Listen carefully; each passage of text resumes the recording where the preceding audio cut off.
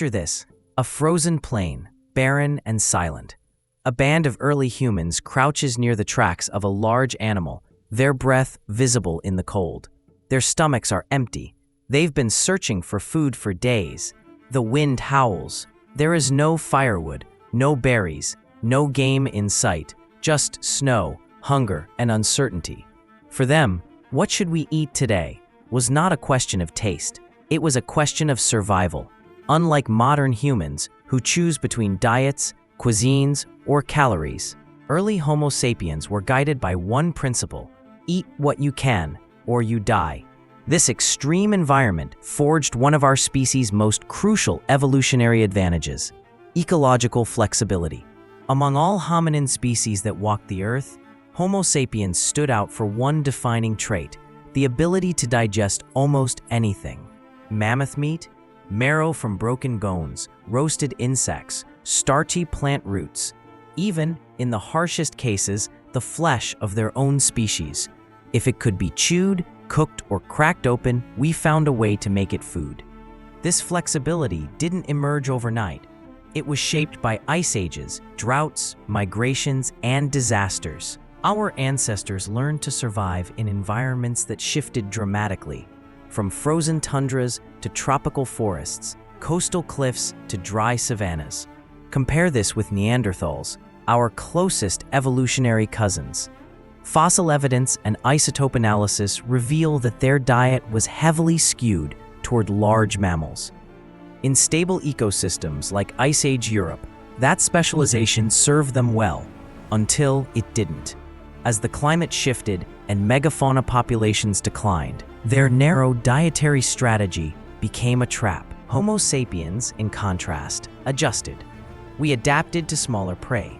We foraged new plant species. We invented cooking techniques to make toxic roots edible. We diversified, not just what we hunted, but how we thought about food. Even our teeth, jaws, and guts reflect this generalist approach. Compared to other carnivores, our digestive tract is longer, optimized to extract nutrients from plants and cooked foods. Compared to pure herbivores, we lack fermentation chambers. But we compensate with tools: stones to mash, fire to roast, and cooperation to share. This omnivorous capacity wasn't just about staying alive. It changed where we lived. Our diet defined our territory. Groups that mastered coastal foraging could settle near oceans. Bands that tracked seasonal herds expanded into open grasslands. Communities that cracked open tough seeds could survive where no meat was available. In other words, what we ate determined where we could exist. This flexibility also rewired our social behavior. The hunt for varied food required cooperation, knowledge transfer, and innovation. Elders passed down edible plant lore. Children watched and learned from gatherers. Hunters coordinated complex traps. Food wasn't just sustenance. It was the glue that bonded the tribe. And so, when archaeologists uncover traces of ancient hearths, stone tools stained with fat, or baskets of preserved seeds, they're not just studying remnants of meals. They're uncovering the evolutionary engine behind human success. The story of early human diet isn't a sidebar in prehistory. It is the core narrative.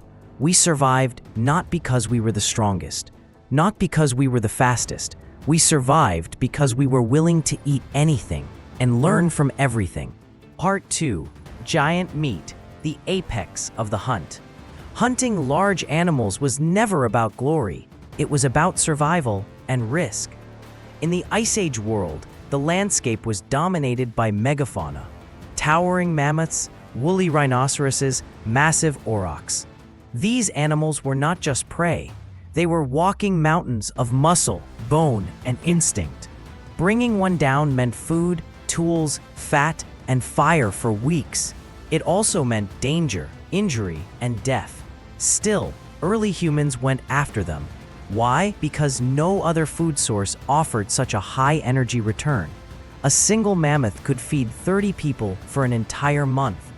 Its fat could be rendered into fuel. Its bones became tools. Its skin, shelter. The risk was enormous, but so was the reward. These hunts required more than brute force. they demanded planning, timing, and trust. Imagine a group of hunters, armed only with spears and stone blades, tracking a mammoth through the snow. The wind carries their scent. The terrain is treacherous. One mistake, and a charging mammoth could crush a human in seconds. This was not a spontaneous attack. It was a coordinated assault, a strategy honed over generations. Some drove the animal toward hidden ravines. Others waited in ambush. Communication had to be precise. Roles were divided. The strongest held the line. The fastest struck from the flanks. The most experienced read the animal's behavior. The group succeeded or failed together. This form of high-stakes cooperation wasn't just a hunting tactic. It shaped the evolution of the human brain. Cognitive scientists and anthropologists now believe that the challenge of big game hunting played a crucial role in the development of human intelligence.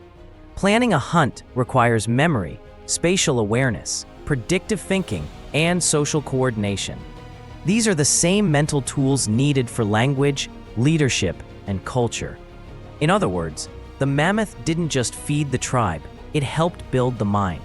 Language, too, may have evolved under the pressure of the hunt. The need to warn, to signal, to instruct, to communicate across distance and noise may have driven the refinement of vocalization into structured speech. Hunting megafauna demanded not only physical unity, but mental synchronization, and it wasn't limited to one group of humans. Neanderthals in Europe also hunted large game. Fossils show healed fractures, likely from close encounters with powerful prey. Their stone tools, heavy, close range, suggest ambush tactics. In contrast, Homo sapiens developed lighter projectile points, allowing for distance attacks. These subtle technological differences became decisive. But the golden age of megafauna did not last forever. As the climate warmed, habitats shifted.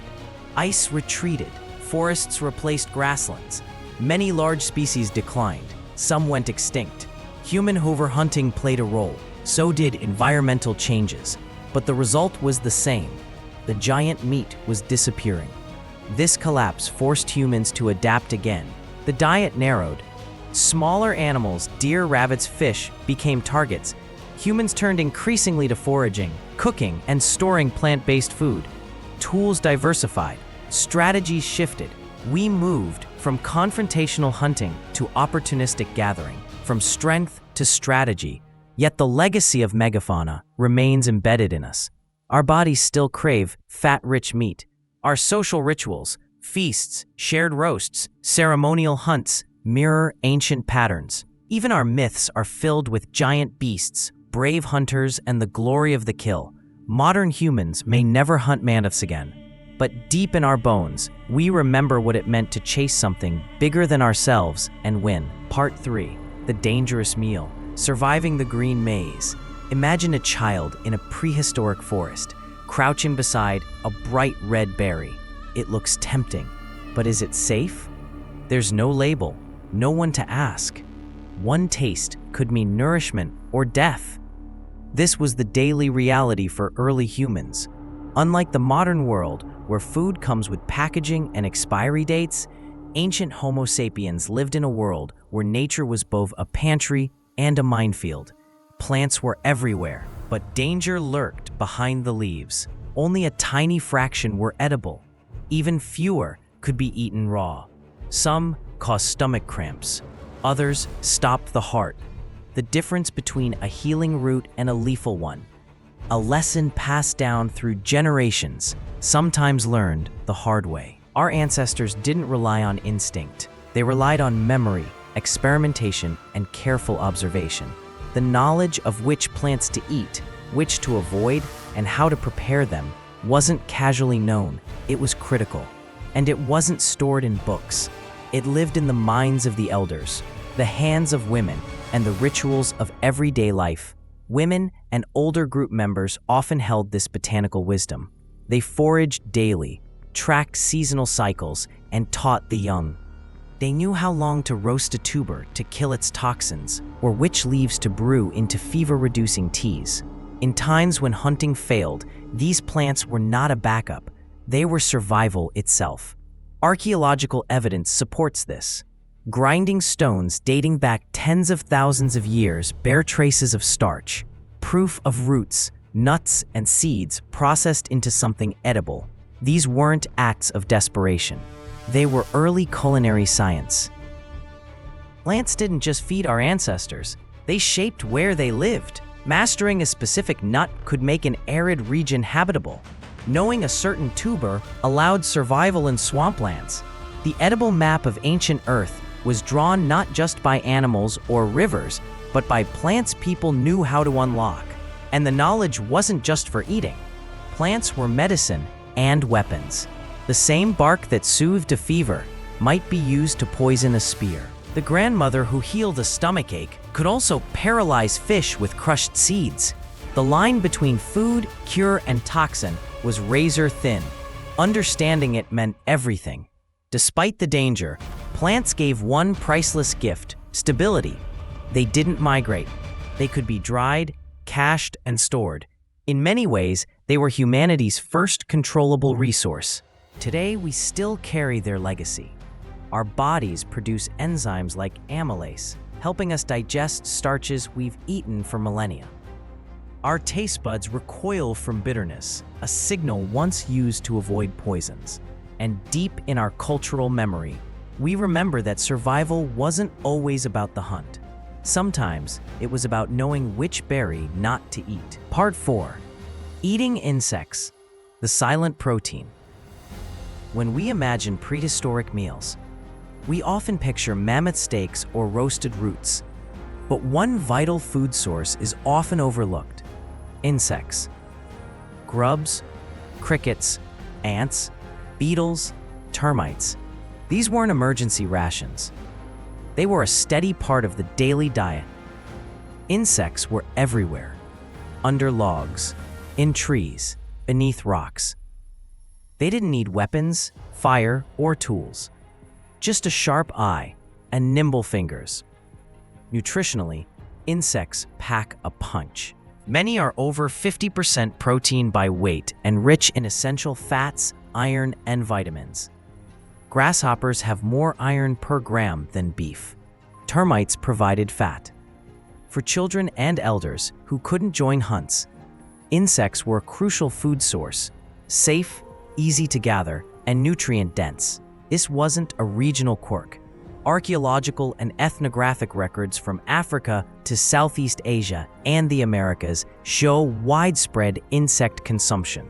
Fossilized feces even reveal wings and exoskeletons preserved across millennia.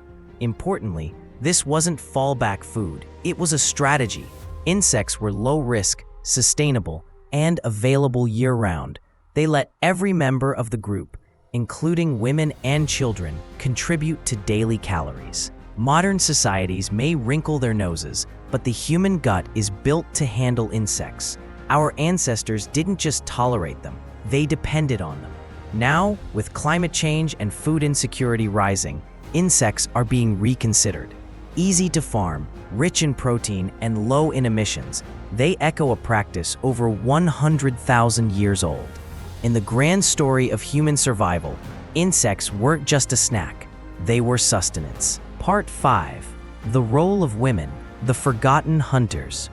For decades, early human survival has been portrayed as a clear divide. Men hunted, women gathered. But new archaeological and biological evidence is challenging that view. Across prehistoric burial sites, female skeletons have been found with hunting tools: projectile points, knives, and spears. A standout case comes from a 9,000-year-old site in the Andes, where a young woman was buried with a complete hunter's kit. A larger study of 429 burials revealed nearly 30% of those buried with hunting tools were women. These weren't symbolic items, they reflected real skill and participation. Physiologically, women offer advantages in endurance, fat metabolism, and stress resilience, all valuable for long hunts. Their superior spatial memory and fine motor skills also support weapon making, navigation, and strategic tracking. Hunting wasn't just about brute strength, it was about stealth, timing, and collaboration, traits found in both sexes. Ethnographic studies back this up. Among modern hunter-gatherers, like the Acta in the Philippines, women still hunt large animals using spears and dogs. In other societies, they join communal drives or use traps and nets to catch small game. Mixed-gender hunting likely provided strategic benefits. Men may have handled heavy weapons or ambush tactics, while women contributed endurance and adaptability. Together, they increased group efficiency and survival. Women were not just feeding the group, they were shaping its choices. Their knowledge of terrain, game behavior, and seasonal cycles influenced migration, camp planning, and food allocation. Through hunting, they passed on vital skills to the next generation. These contributions have long been overlooked due to modern biases and misinterpretations of the past. But the evidence is now undeniable. Survival was a shared effort, and many of the best hunters were women. Part 6. When food ran out, cannibalism and survival. In prehistoric times, survival was never guaranteed. When food ran out, winters turned brutal, and ecosystems collapsed. Humans sometimes faced the most desperate choice of all: cannibalism.